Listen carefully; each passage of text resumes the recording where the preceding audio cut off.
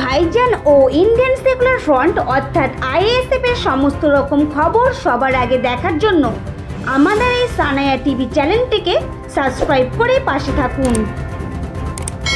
তিনি বলেন, রক্ত কারখানায় তৈরি হয় না, রক্ত মানুষকেই দিতে হয়। নিয়মিত রক্ত দিলে শরীর সুস্থ থাকে। আজকের এই রক্তদান শিবির আর.জি. কর হাসপাতালে নির্যাতিতা তিলোত্তমার নামে করা হয়। এই প্রসঙ্গে আইএসএফ চেয়ারম্যান শাসক দলের তুমুল সমালোচনা করেন। তিনি বলেন, বিশাল আকারের এক দুর্নীতি চক্র এই নারকীয় হত্যার পেছনে রয়েছে। তাকে আড়াল করতে ব্যস্ত পশ্চিমবঙ্গ সরকার। না হলে মুখে ন্যায় বিচার চাই বলে সুপ্রিম কোর্টে কোটি কোটি টাকা ব্যয় করে এই মামলার বিরুদ্ধে সরকার লড়ছে কেন?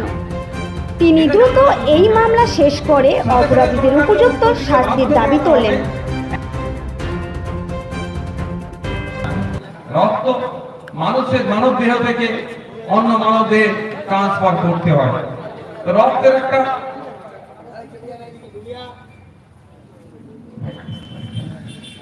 রক্তকে আমরা অন্য কোনো পন্থায় পাই না, মানব শরীর থেকে মানব শরীরে দিতে পারি।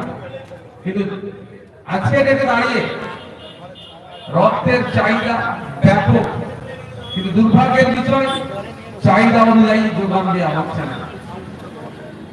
আমি আবার ধন্যবাদ জানাই 46 নম্বর ওয়ার্ড কমিটিকে, যারা কিন্তু তাদের প্রচেষ্টায় রক্তের যখন চাহিদা, রক্ত যখন মানুষ পাচ্ছে না, এই রক্তের জন্য অনেক বড় বড় অপারেশন আটকে আছে, অনেক মানুষের জীবন আসতে পারে।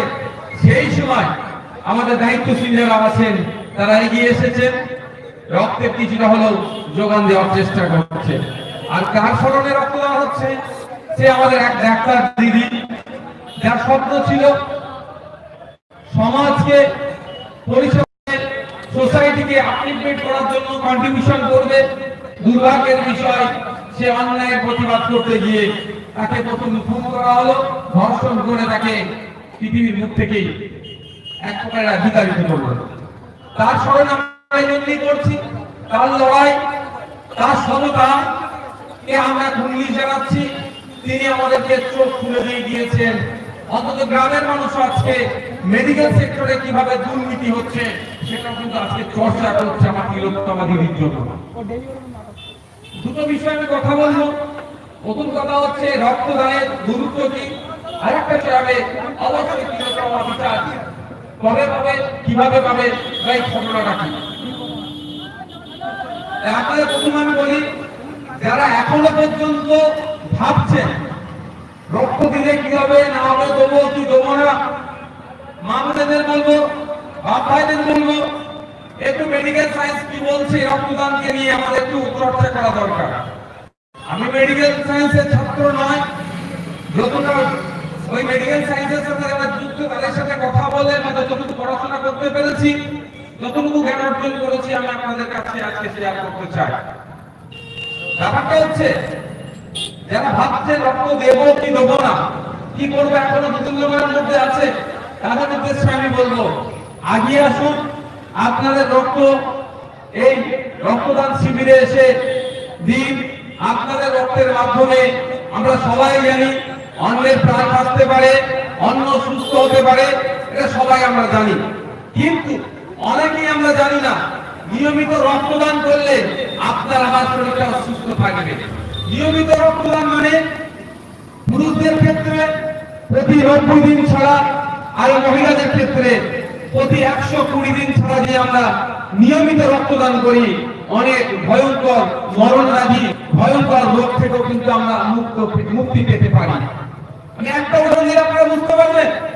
এখন আপনারা দেখুন, এর বিশাল চর্চায় আছে পৃথিবীর 5-7টা ভয়ঙ্কর রোগের মধ্যে একটা রোগ হচ্ছে, আমাদের দেখবেন খোঁজ পাওয়া যাচ্ছে প্রায় যে ও স্ট্রোক করে মারা গিয়েছে, ওর স্ট্রোক হয়েছে, হসপিটালে ভর্তি আছে, ওর স্ট্রোক হয়েছে, কলকাতায় নিয়ে গিয়েছে। এই ধরনের ঘটনা ঘটছে না?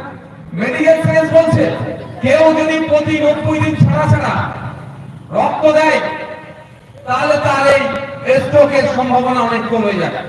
তাই বন্ধুগণ, মা বাপ ভাইরা যারা আছে তাদের উদ্দেশ্যে বলবো, আপনারা সংকল্প নিন, আপনার শরীর, আপনার স্বাস্থ্য ভালো থাকবে, রক্তদান করলে অপরের স্বাস্থ্য যেমন অপরের প্রাণ বাঁচতে পারে, ঠিক একইভাবে রক্তদান করলে আপনারও নিজেরও প্রাণ বাঁচতে পারে। কারণ এই স্ট্রোকের রোগ যেটা হচ্ছে পৃথিবীর ভয়ঙ্কর 5টা রোগের মধ্যে একটা রোগ। এই রোগে আক্রান্ত হলে 80% মানুষ মারা যায়। আর যে 20% মানুষের মধ্যে 15% মানুষ কিন্তু অকেজ হয়ে যায়, আর সক্ষম থাকে না, অক্ষম হয়ে যায়। তাহলে এই রোগ থেকে পরিত্রাণ পেতে গেলে যে পন্থাগুলো আছে তার মধ্যে একটা অন্যতম গুরুত্বপূর্ণ পন্থা হচ্ছে নিয়মিত রক্তদান। তাই আমি আপনাদের কাছে অনুরোধ করব, আপনারা নিয়মিত রক্তদান করুন। রক্তদান করলে সম্প্রীতির বার্তা যায়, ঐক্যের বার্তা যায়, সৌহার্দ্যের পরিবেশ তৈরি হয়ে যেমন রক্তদান করুন। আপনার স্বাস্থ্য ভালো থাকলে স্বাস্থ্যের বার্তাটাও আপনাকে ছড়িয়ে দিতে হবে। কিন্তু দুর্ভাগ্যের বিষয়, আজকে ডেটে এই সময় এসে রক্তের কিন্তু রাজনৈতিক রং লাগাতে চলেছে। দেখছি আমরা অনেক সময় লক্ষ্য করেছি রক্তের মতো আমরা ওরা শুরু হয়ে গিয়েছে। কোন বিরোধী দল যদি রক্তদান শিবির করে শাসক চেষ্টা করছে সেটাকে কিভাবে ভুলণ্ডিত করা যায়। এখানে কি হয়েছে আমি জানি না, কিন্তু অনেক জায়গায় দেখেছি অনেক ব্লাড ব্যাংকে বলা হয়েছে রাত্রে 12টায় বলছে, সকাল 7টায় বলছে আমরা যেতে পারবো না। কারণ তাদের প্রেশার এমন দিচ্ছে বিরোধীদের প্রোগ্রামে আসছে না। এটা বন্ধ হওয়া দরকার।